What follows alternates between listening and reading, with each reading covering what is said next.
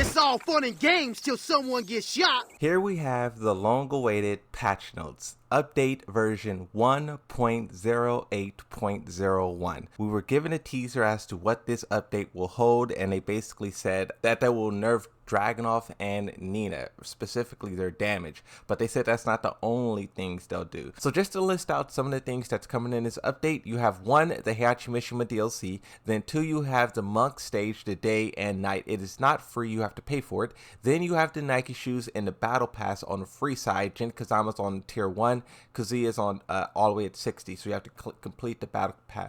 So you have to complete the battle pass to get Kazuya's shoes. Then you also have the paid version of the battle pass where you get your coins back if you complete it all the way through. Then you have some new skins, which is the holiday bundle that they tease. And then you also have the free story DLC. It's an alternate story focusing on Heihachi, Lydia, and Eddie. And in the story DLC, you will be able to test drive these 3 characters even if you didn't purchase the battle pass. So you can use this to decide whether or not you want the characters. They're also updating online practice to the Tekken Dojo. And then playable characters, this is where they talk about the balance update. Now for this balance update, there is a total of 4 pages. So it says in version 1.08, in addition to the behavior adjustments of several characters, we implemented small balance tweaks based on recent online match data. For certain characters whose performance stood out, we reduced the effectiveness within a range that does not affect the behavior in order to maintain system stability. So that's them not wanting to affect tournaments too drastically, right? In the upcoming version 1.09 update, we're considering adjustments that will affect the behavior of certain characters such as Dragunov and Alyssa, including changes to the tracking performance of their attacks and reaction of the opponent when hit. So they're not going to do this, but they're thinking about doing it. So I think they just want to see how this update pans out, and then also what the players are saying about the characters and whatnot. So I understand, right? Not committing to an idea, but just putting it out there that we may do this, right? The following heat engagers are throw moves, so they cannot transition into heat.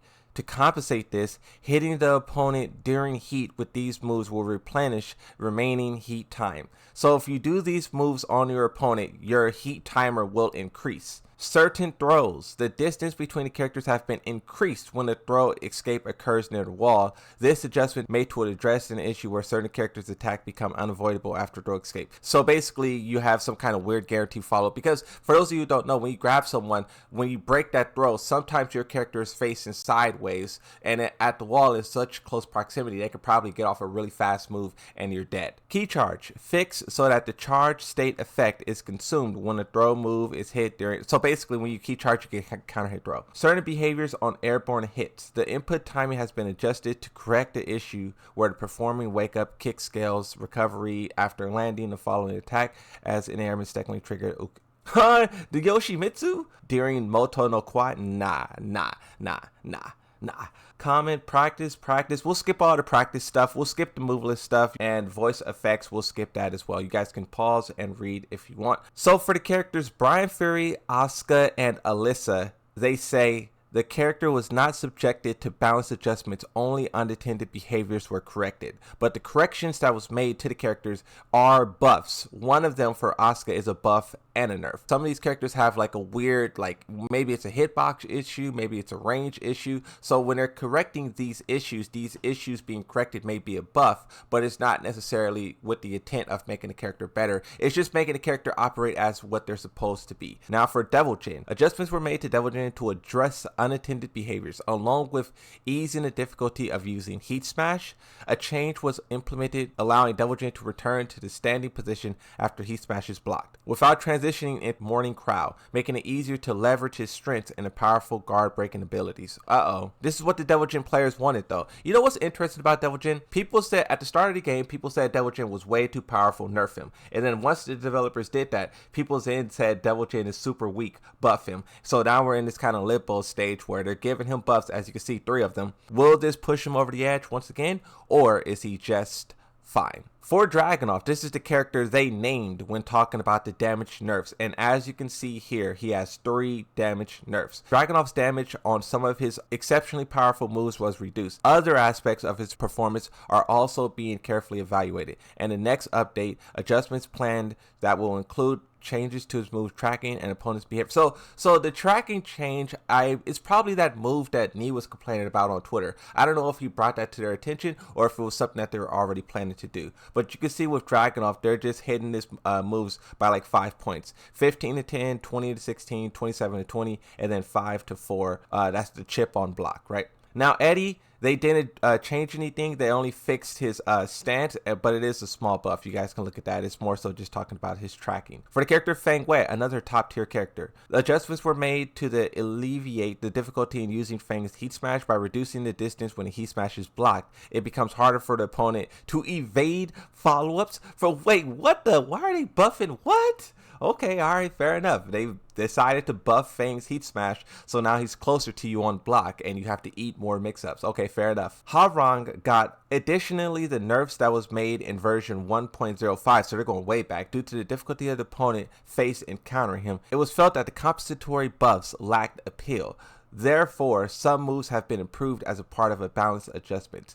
The hit of Wild Rising 3 now allows down forward 3+4 hit impulsively on the ground, increasing the opportunity to activate heat. Furthermore, by adding chip during the flamingo, allowing Harong to act first, even if blocked. The opponent's options for they're doing it. They're still doing it. They're allowing these characters to, even when you're blocking, you still are being punished. They did it with Fang with his heat smash being closer. Now they're doing with Harong where you block that move and he still gets to do whatever he gets to do. I don't know, I just know how harsh it is in this game when you're trying to block and defend yourself, and seeing that they're saying every single character can do this even when the move is blocked, I just know that that is not generally what the player base wants. We want more defensive options. Jackie, Jin Kazama, and Kuma and Panda, all of these characters were not subjected to the balance adjustments. Only unattended behaviors were corrected. For Jack 8, it's some hitbox issues that they're fixing. For Jin Kazama,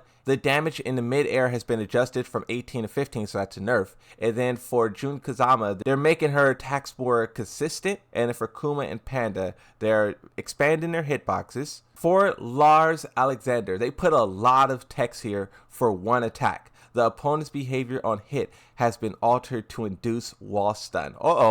It is a heat engager that has the characteristics of having fast startup on the first hit, and the 3 hits are a natural combo if the first hit hits counter. However, unlike heat engagers, other characters with similar properties is previously not triggered upon wall stun. Okay, so that makes sense. Okay, that makes sense. So basically, when you did this move at the wall, it didn't trigger heat, but now it will trigger heat like other characters. Like, I could think of so many Yoshimitsu moves where he will trigger heat if he's not at the wall, if he's on the wall, if he's in the wall, if he's on top of the wall, it doesn't matter. Yoshimitsu will trigger. So now Lars can do this. For Law, they're not fixing any of his, they're not buffing any of his attacks. They're just fixing unattended behaviors, and one is a nerf and one is a buff. One of the attacks goes from 3 to 29 to 3 to 32 to prevent from being hit by low attacks before the startup.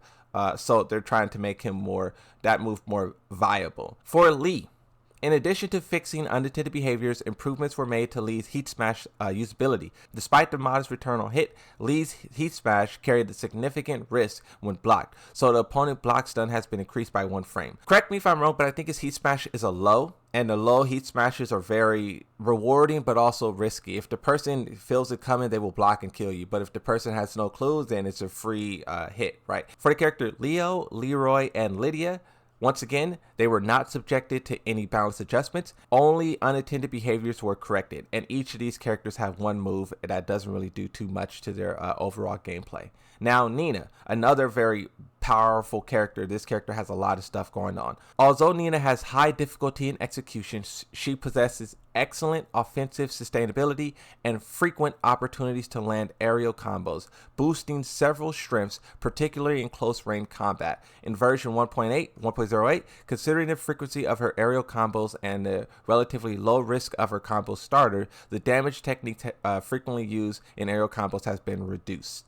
as you can see here, they're just clapping up her damage left and right. 12 to 9, 20 to 18, 23 to 22, 20 to 18, 4 to 3. Adjustments were made to stabilize the behavior, down, back 2, and strengthen during deep dive. In version 1.05, to expand the versatility in ground tactics and aerial combos, its practical effectiveness remained highly situational. Therefore, the damage was significantly increased to enhance the overall utility. They changed his damage on deep dive from 20 to 30, so that's big. That's probably the biggest damage buff I've seen so far. But then the other attack, his down forward 2, they're just expanding the hitbox upwards. I wish they'll do this for Yoshimitsu. From time to time when you're doing down 2-2, Yoshimitsu will go under the opponent. Lily had an issue like that as well that they fixed. Same thing with Raven, but Yoshimitsu were still left out wondering if they'll fix it. But we'll see what Yoshimitsu can do when we get there, right? As for the character Raven received not only unattended behaviors but also reevaluation of some moves. Due to Raven having many techniques with unique properties and somewhat limited counter attack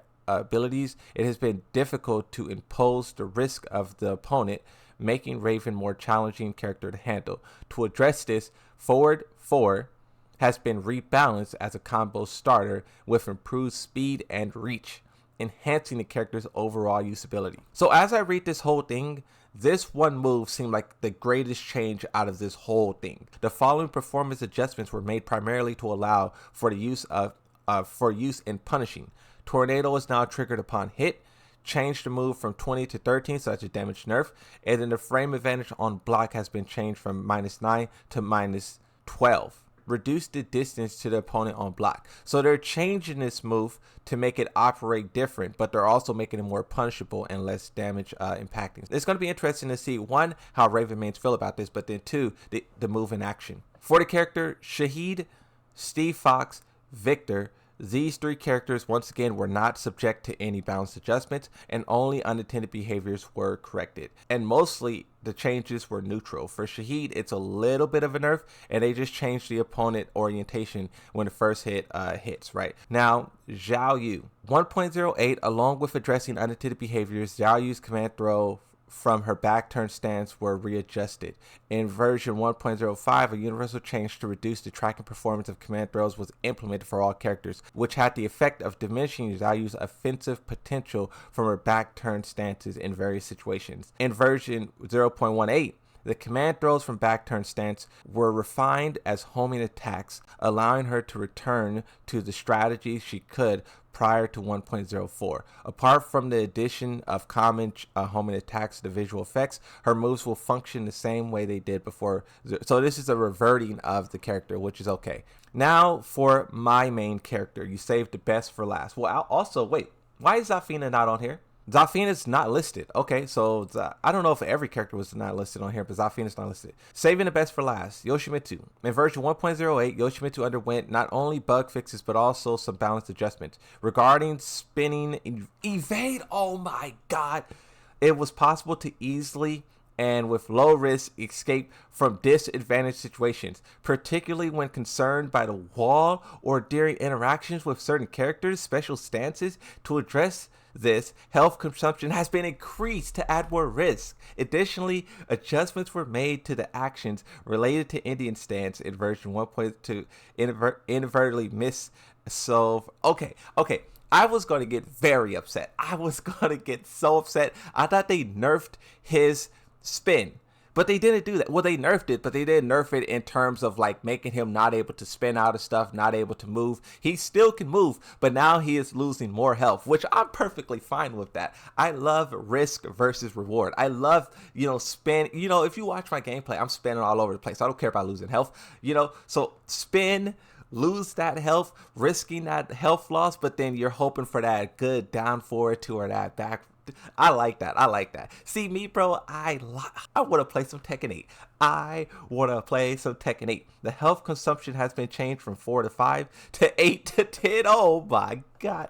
Well, relax The input window for transitioning attack during Indian stance. The timing for execution of attack during Indian stance has been sped up by 1 frame. What does that mean? Does it mean it's harder to input or easier to input? Relax input window has been... Okay, so they did the same thing there, but that time by 2 frames. Yeah, relax the window. So they increased the window, so they made it easier to do by 1 frame, and then for this attack by 2 frames. I'm actually happy with these changes for Yoshimitsu. You know, the Twitter Tekken 8 player base be like crying about everything, and I was really fearful of Yoshimitsu's spin getting absolutely bodied, but I'm very happy with this change. This is the patch notes for version 1.08. This is just my quick little breakdown. Let's get in the game and play some story, play some Heihachi, and let's see what this bad boy can do. But that's it. Thanks for watching. Like, subscribe. I'll see you in the next one, and bye bye.